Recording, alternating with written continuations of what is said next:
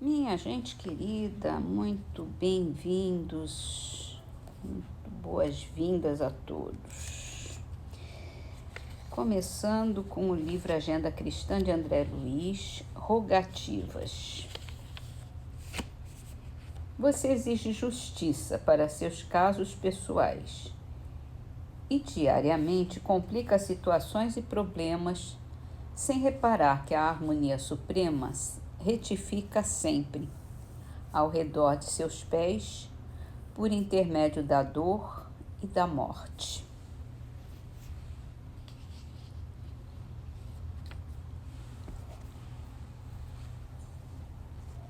É para se pensar. No Livro dos Espíritos, continuando no item Progressão dos Espíritos, e vai complementar aquilo que eu pensei ontem e não falei, sobre a pergunta se os espíritos são bons ou maus por natureza. E a pergunta seguinte: dos espíritos, uns terão sido criados bons e outros maus? Quer dizer, a mesma pergunta praticamente, né? E o Espírito da Verdade responde: Deus criou todos os espíritos simples e ignorantes, isto é, sem conhecimento algum. A cada um deu determinada missão com o fim de esclarecê-los e de fazê-los chegar progressivamente à perfeição pelo conhecimento da verdade para aproximá-los de si. Nesta perfeição é que eles encontram a felicidade pura e eterna. Passando pelas provas que Deus lhes impõe, é que os espíritos adquirem o conhecimento. Uns aceitam submissos essas provas e chegam mais depressa à meta que lhes foi destinada. Outros só a suportam lamentando e, pela falta em que desse modo incorrem, permanecem afastados da perfeição e da prometida felicidade. E Kardec complementa a pergunta. De acordo com o que acaba de dizer, os espíritos em sua origem seriam como as crianças, ignorantes e inexperientes, só adquirindo pouco a pouco os conhecimentos de que carecem com o percorrerem as diferentes fases da vida? Sim, a comparação é boa. A criança rebelde se conserva ignorante e imperfeita. Seu aproveitamento depende da sua maior ou menor docilidade. Mas a vida do homem tem termo, ao passo que a dos espíritos se prolonga ao infinito.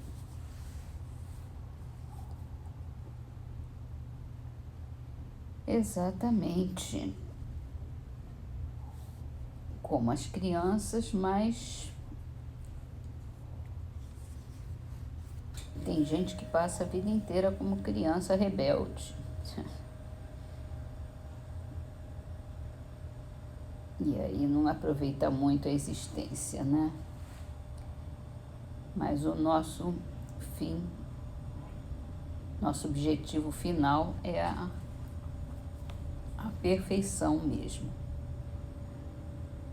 Perfeição possível para nós, né? Porque perfeito mesmo, absolutamente perfeito, só Deus. Então vamos para o livro O que é o Espiritismo, também de Kardec, continuando com o diálogo de Kardec com o cético. E o visitante cético continua. O título desse item, dessas perguntas, é Elementos de Convicção. Convenho, ilustre amigo, que do ponto de vista filosófico a doutrina espírita é perfeitamente racional. Mas fica sempre de pé a questão das manifestações, que não pode ser resolvida senão por fatos. Ora, é a realidade destes que muita gente contesta e não deve achar extraordinário o desejo que manifestam de testemunhá-los. Kardec responde: acho muito natural. Todavia, como eu procuro que eles sejam aproveitados, explico em que condições convém que cada um se coloque para melhor observar e, sobretudo, compreender. Ora, quem não aceita essas condições mostra não ser sério o desejo de se esclarecer e com tal pessoa é inútil perder tempo. Convenha também que seria singular que tão racional filosofia tivesse saído de fatos ilusórios e controvertidos. Em boa lógica, a realidade do efeito implica a da causa que o produz. Se um é verdadeiro, a outra não pode ser falsa, porque onde não há árvores não se colhem frutos. Nem todos, é certo, testemunharam os fatos, porque não se colocaram nas condições precisas para observá-los, não tiveram paciência e perseverança exigidas. Mas isso também se dá com todas as ciências. O que uns não fazem é feito por outros. Todos os dias aceitamos o resultado dos cálculos astronômicos sem que nós mesmos os façamos.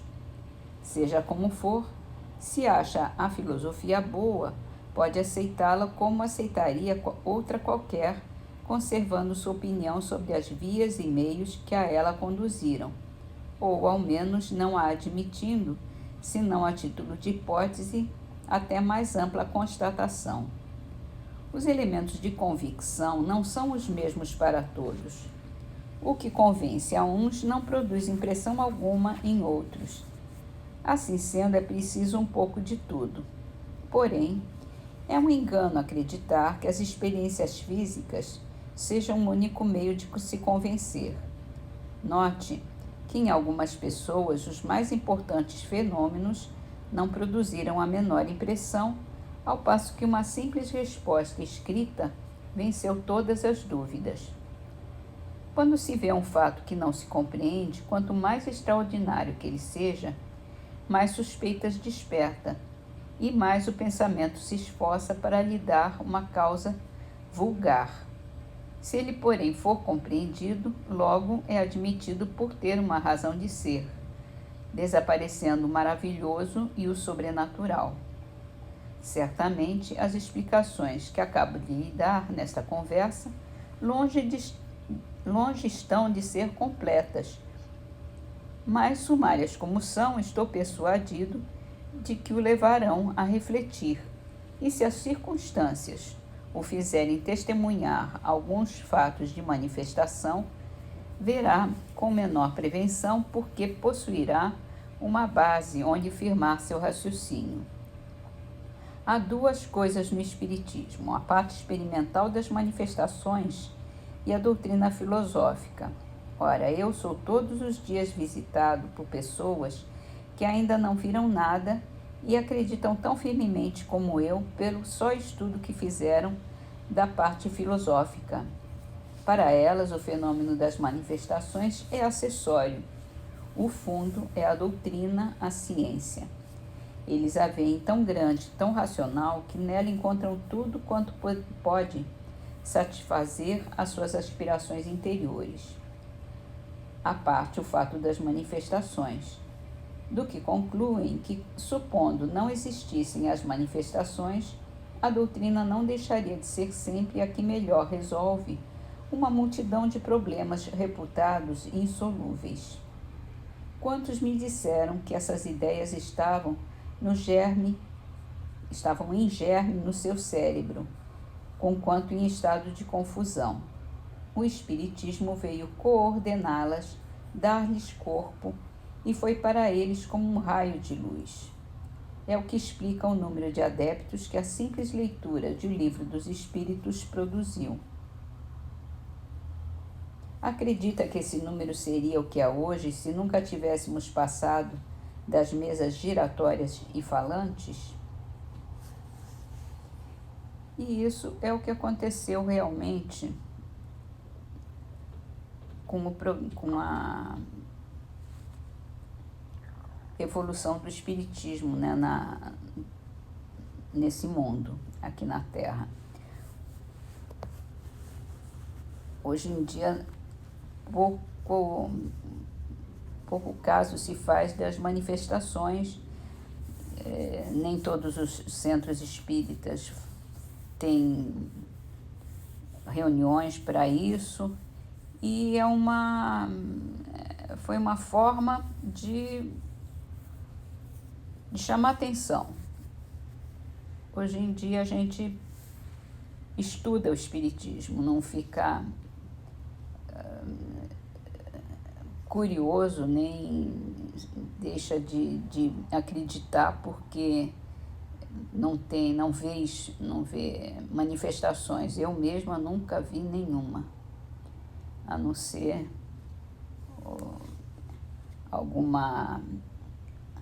algum fenômeno de incorporação, mas não é tão importante assim, não foi importante assim para mim, pelo menos.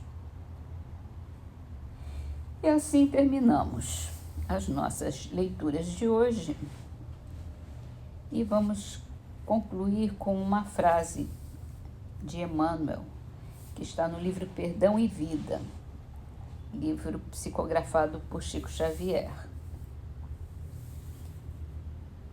Alija o supérfluo do teu caminho e acomode-se com o necessário à sua paz. Somente assim encontrará em si mesmo o espaço mental indispensável à comunhão pura e simples com o nosso Divino Mestre e Senhor.